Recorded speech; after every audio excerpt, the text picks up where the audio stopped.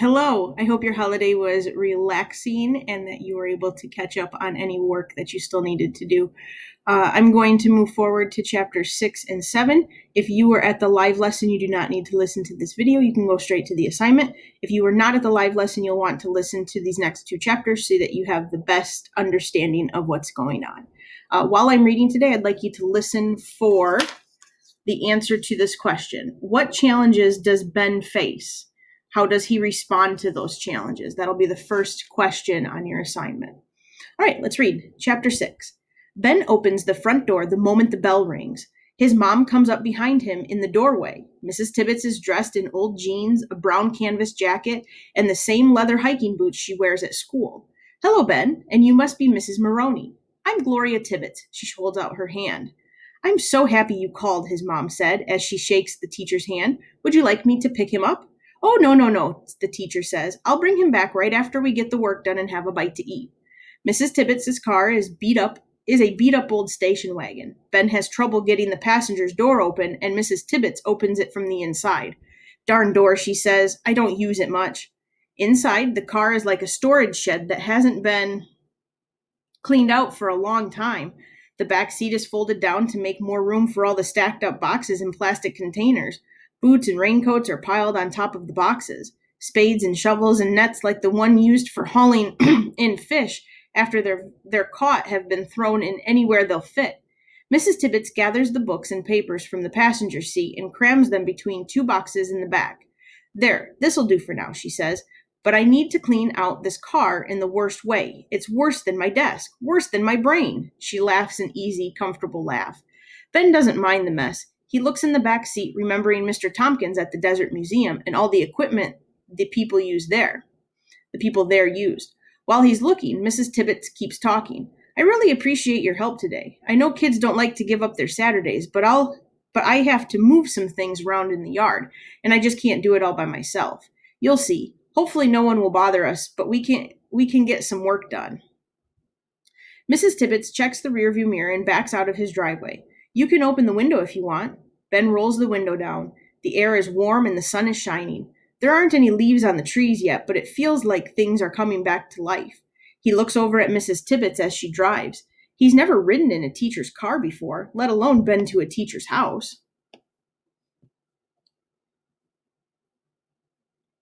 Will your husband be there to help us? He asks. Mrs. Tibbetts keeps her eyes on the road. My husband died last year, so I'm afraid he won't be much help today. If he could, he would. He loved being outside, outdoors. Ben swallows. He feels horrible. He should have figured that out by himself. That's why she left school for a while. He fumbles for something to say, but Mrs. Tibbetts keeps talking. I really do need help. That's why I asked, and it sounds like you enjoy being outside. Ben nods. In Tucson, I spent a lot of time outdoors, a lot by myself, and with my friend Toby. Mrs. Tibbetts turns and nods. It strikes Ben that they're both talking about someone they've lost, though moving away from your best friend is nothing like losing someone you're married to. He sneaks another look at Mrs. Tibbetts. Maybe that's why her eyes look sad, even when she laughs.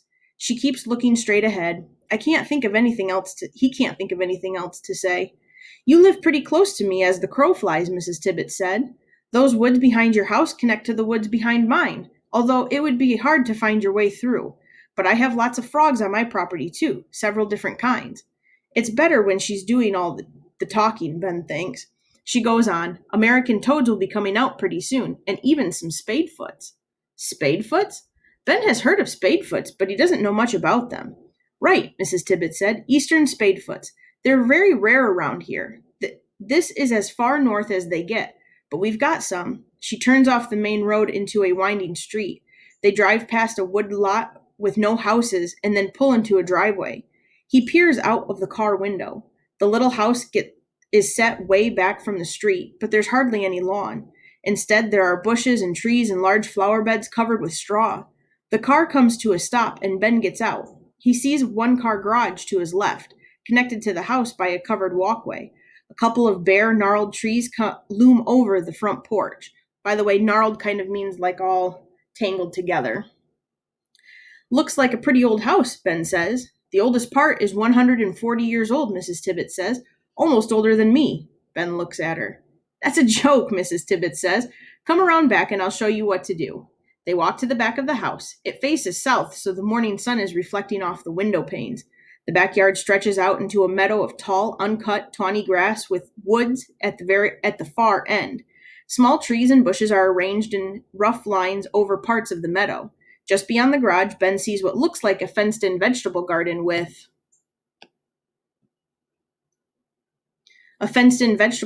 piles of brush and weeds heaped nearby. Off to the left, a hill rises steeply with a bare outcropping of rocks crowning its top. It looks like a great place to explore. As if reading his mind, Mrs. Tibbet said, "Want to look around for a bit before we get to work?" "Sure." He follows his teacher out to the middle of the field, and they stop and stand by the row of bushes. "These are blueberries," Mrs. Tibbet said, fingering one of the bare branches. "The birds get most of them." "Is this all your land?" Ben asks. "Yes," she says. "Well, mine and my sister-in-law's." Ben looks back at the house. There's a big tool shed behind the garage. "Is this a farm or something?" he asks. "It was, once upon a time. My husband's father farmed it, and his father did too, but they weren't serious farmers. It's hard to farm here because the soil is very rocky, and a lot of the fields have gone back to woods now. Anyway, Thomas inherited the house and the land right around it. It's where he grew up. He loved it here." Ben notices a little lean-to against the tool shed. A large cage up on its legs sits under the lean-to roof.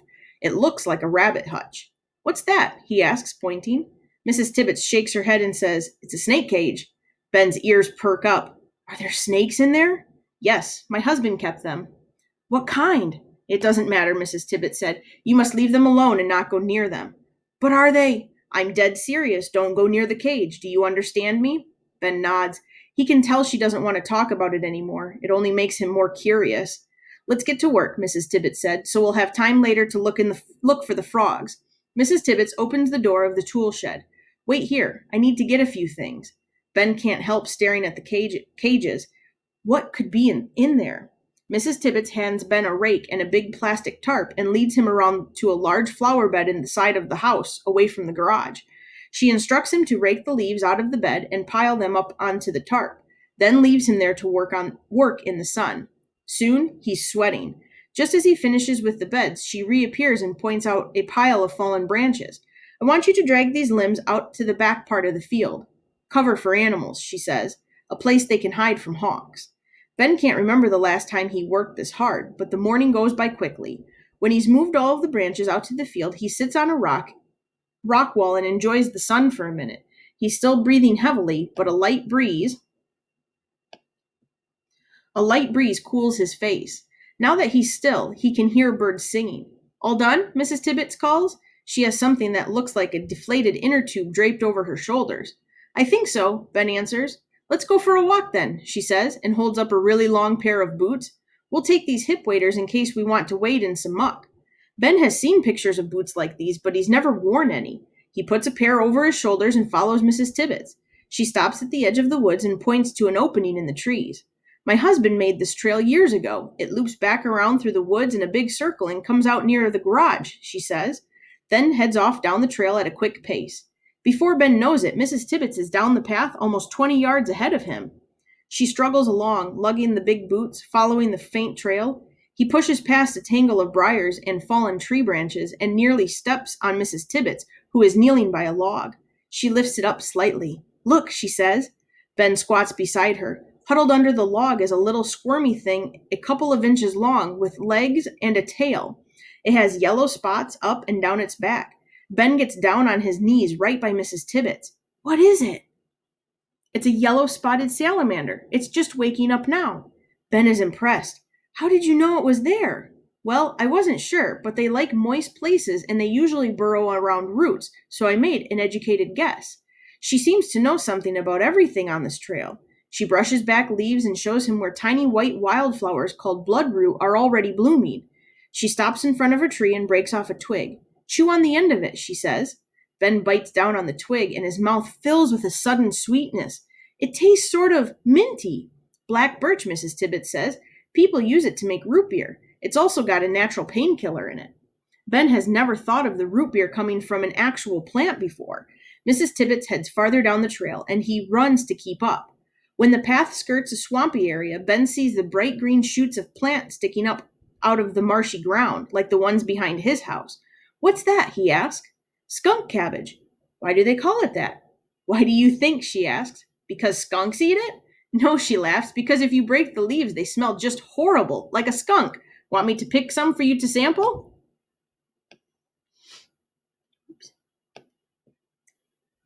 No thanks, Ben says. I'll take your word for it.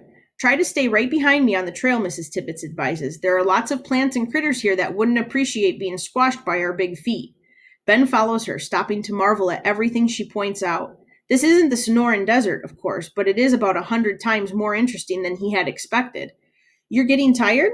Mrs. Tibbets looks back at him. We've been at it for a while. We're looping back toward the house now. Ben shakes his head. He's lost track of time. Well, we're nearly there, just beyond those red maples. She skirts around a clump of trees and stops in a clearing in front of a pool of water about 20 feet across. The sun is glinting on the water. Here it is, she says. Here's what? Where the spadefoots will be, in about a month or so. It just looks like a big puddle. It is, a special puddle called a vernal pool. Vernal means spring. The pool is only here in the spring, but lots of things depend on it to live. Wood frogs, salamanders, fairy shrimp. Shrimp? Fairy shrimp, tiny crustaceans about an inch long and spadefoots. They only breed one night, the rainiest night in April, and then they're gone. Where? Back underground. They're very private and only come out at night. The night they breed is about the only chance you'll have to see them. One night a year, and that's it. They're almost impossible to find. You can hear them, though, on that night. Really? Oh, yes, they make quite a racket. She sits down on a large rock by the pool and takes off her shoes, then pulls on the wading boots. Ben does the same. They are way too big for him, and when he stands up, he loses his balance. Ah, he says, trying not to fall over, but he ends up sprawling in the wet muck at the edge of the pool. His hands are muddy, his forearms wet, and a rich, funky smell comes from the muck. He tries to get up, but it's hard in the boots. He's on his hands and knees and feels stupid. He looks up at Mrs. Tibbets, and she's laughing. Oh, for Pete's sake, she says, it's not a swimming pool. Something about the way she says it makes Ben laugh, too. She reaches down in a hand and pulls him up. His arms are smeared with wet mud. He rubs them on the front of his jacket. You look like a creature from the Black Lagoon, Mrs. Tibbets said. Your mother will kill me. She hands him a bandana, and he wipes the mud off his fingers. At least my feet are dry, he says. Mrs. Tibbets laughs again and wades out into the middle of the pool. Ben starts to follow. Try not to stir things up, she says. She inches along, bending down and peering into the murky water, and Ben follows behind, feeling the cool of the water through the boots. Ben can't figure out what she's doing. Do you see anything? He asks. She doesn't answer. After several minutes, she says, Look, over there. Ben wades over and she points at a goony-looking blob floating in the pond. Inside the clear goo are hundreds of little black dots. What is it? Wood frog eggs. Like the one I caught? Who knows? Maybe she's the one that laid them. What are the black dots? The eggs. There must be thousands of them. About that many, Mrs. Tibbets said. Most of them won't make it, though. Why not? Because they taste so good. Yum, yum. Well, at least to snakes. Ben stares at the mass of eggs. Cool, he says. He shakes his head at himself. That sounded more like what Ryan would say. Very cool, Mrs. Tibbets answered. And the spadefoots are even cooler. They're my favorite. She stands up and rubs her back, stiff from leaning over. They wade out of the mucky water and put their shoes back on. It feels good to be back in sneakers. They sit on the rock for a little while. The sun warms Ben's back. It's nice here, he says. Yes, very nice. Without another word, Mrs. Tibbets gets up and heads down the path toward the house. Let's get some lunch, she calls back to him. Then I'll pay you and take you home. Ben has forgotten all about the money. He'd forgotten all about everything, even the birthday party. Okay, he says happily, hurrying to catch up, toting wet boots over his shoulders. As they come to the side of the house by the garage, a fancy car pulls in the driveway, and a woman wearing an expensive-looking coat gets out. Her hair is bright red. Oh, for Pete's sake, Mrs. Tibbets mutters. Wonder what she wants. Ben, why don't you find something in the backyard for a couple of minutes while I talk to her? Ben looks at Mrs. Tibbets. It's just Tabitha, my sister-in-law, she says with a frown. she says with a frown on her face. Go on, it won't take long. There's no reason for you to have to talk to her. She takes Ben's boots and walks across the yard. Ben is happy for an excuse not to meet the red-headed woman. He can tell by the look on Mrs. Tibbet's face that her sister-in-law isn't someone he really wants to meet. He's almost to the walkway between the house and the garage when he hears their voices getting louder. At first, he can't really hear their words, but they both sound annoyed. He retraces his steps and stands behind the shrubs at the corner of the house. I know how you feel, Gloria, but it's really my decision. Ben can tell that the redheaded woman speaking. The words Ben can tell that it's the redheaded woman speaking. The words sound brittle, like they might break when they come out of her mouth. It's not what Thomas would have wanted, Mrs. Tibbet said. I know very well what he wanted. He asked me to wait a year. He said not to do anything for at least a year, Mrs. Tibbet said. I don't think he intended for you to sell, not like this anyway, and although you don't seem to care what I think, it's certainly not what I want. Ben feels sneaky, but he can't help listening. It's weird. Even though he doesn't know Mrs. Tibbets all that well, something about her sharp-tongued sister-in-law alarms him. Really, Gloria, the other woman snaps, you're being pig-headed. It's best for both of us. 15 houses jammed up next to mine is not my idea for what's best for me. It won't be the same, and Thomas loved this land as it was, not with roads and houses. Oh, you act like they're going to put a nuclear waste dump here or something. Tabitha's voice sounded agitated now. I could stop this, Mrs. Tibbet said. Don't you dare start with that again, the other woman snaps, her voice rising. I could, though. If you call the state about that, the woman sputters. Really, Gloria, this is not your decision in any way. You need the money more than I do. Look at the house. It needs painting. I know very well what it needs. I'm only trying to help. It's help I don't really want, Tabitha. Oh, it's no use trying to reason with you. You are so stubborn. No more than you, Mrs. Tibbet said. There's a pause. Ben can feel his heart beating so loudly he's afraid they're both going to hear it. The other woman speaks again. In the end, it's my decision. Legally, this is my land, and I'm going to get the best price I can for it. You'll get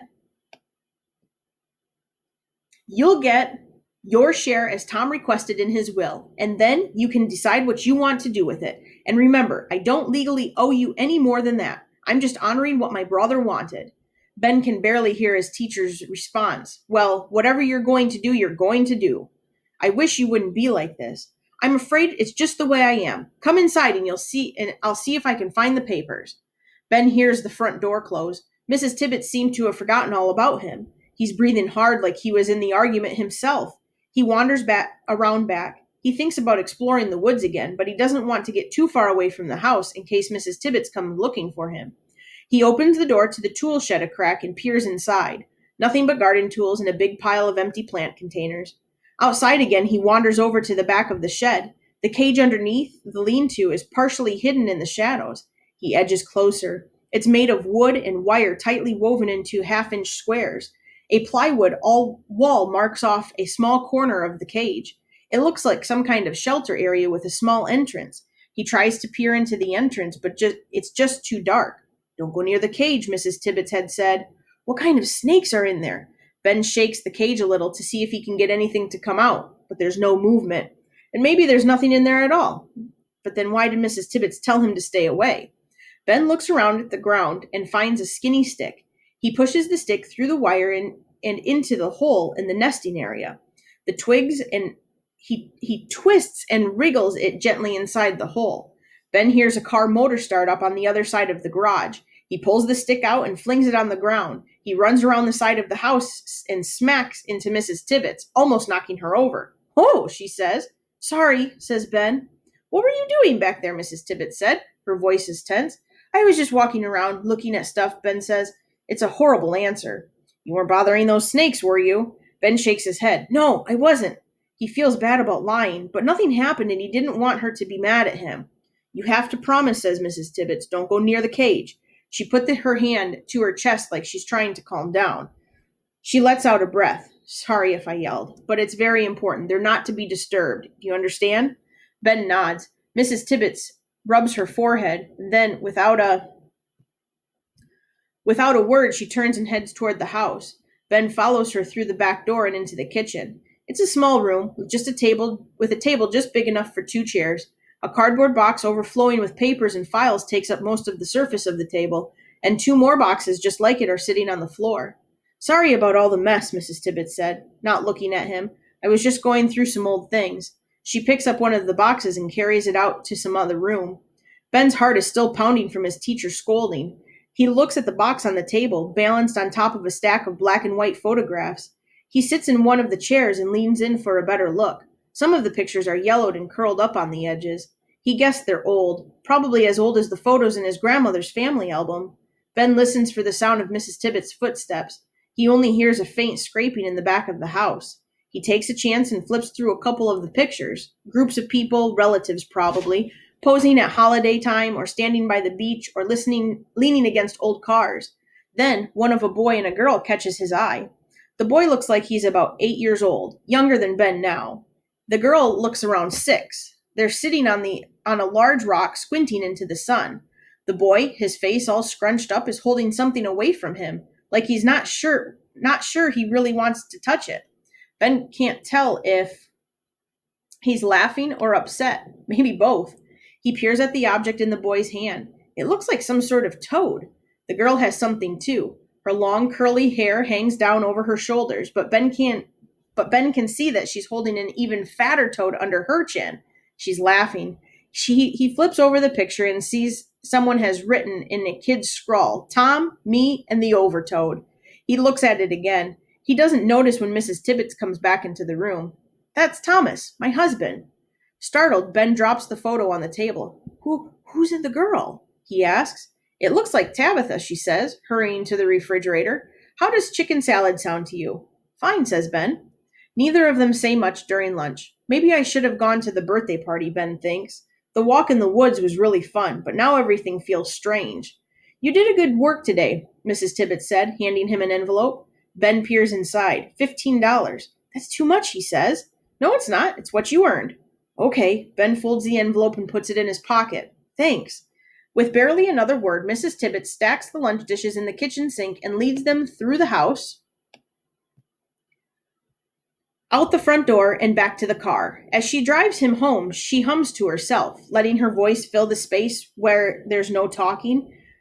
When she stops in the front of his house, Ben opens the door and climbs out. Ben? Yes? I'm sorry I yelled at you about the cage. It's okay. There are a couple of snakes in that cage. I shouldn't have them there, really. My husband rescued them from an area being developed and he was looking for a nature center that might take them. He was a real herpetologist. By the way, a herpetologist is somebody who studies and takes care of reptiles and amphibians, like turtles, snakes, frogs, toads, and salamanders. The things everyone else was afraid of, he loved. This was just before he died. It was very sudden. I shouldn't have kept them. I know I need to find a place for them. I just haven't gotten around to doing it. What kind of snakes? He asks. She ignores his question. You should never bother them. Do you understand? Ben nods. So enough of that, Mrs. Tibbet says. Thank you for coming. I really needed your help. Ben smiles. He's glad she's not mad anymore. He hates it when adults are angry. He never knows what to do or say. It's okay. Thanks for everything. No, thank you. And maybe we could look for those spadefoot toads when we get a good rain. Cool, he says. Where'd that come from, he wondered. Ryan again. Cool, Mrs. Tibbets repeats. It sounds funny coming from her. Funny, but nice. Chapter 7. On Monday morning, everyone's talking about Danny's party. It seems like the whole school was there. Ryan comes up to Ben right before the beginning of reading. Why weren't you there? Asks Ryan. You said you were coming. I had to do something else, Ben says. You promised. I didn't exactly promise. I just had to go somewhere else.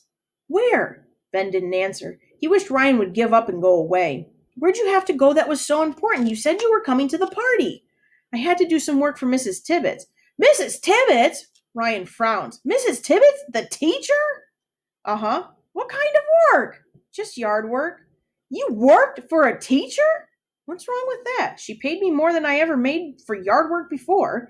Anyway, she already talked with my mom and I couldn't get out of it. That seems to satisfy Ryan. He probably still feels hurt, but he goes back to his desk without asking any more questions. Ben is relieved. Ryan will forget all about Danny's party in a day or two and things will go back to normal.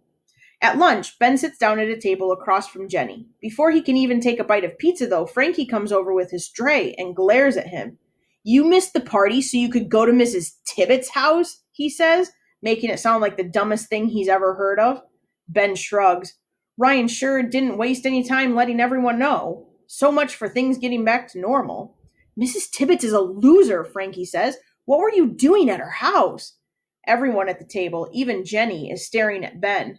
He feels his face turning red. She's okay, he mumbles. That's not what he wants to say. Who's going to admit that he likes a teacher? But who's going to admit that he likes a teacher and would rather be with her than skating with kids his own age? Yeah, right, Frankie snorts. She's okay. If you like some crummy teachers, she's old and she's wacko. She is not. She knows a lot, says Ben. She knows a lot about science. Then why is she teaching in that little room? Frankie fires back. Is it even a real science room? It isn't even a real science room. They had to put her somewhere because they can't fire her. And she's so great. And if she's so great, how come Mr. Nickleby is always checking on what she's doing?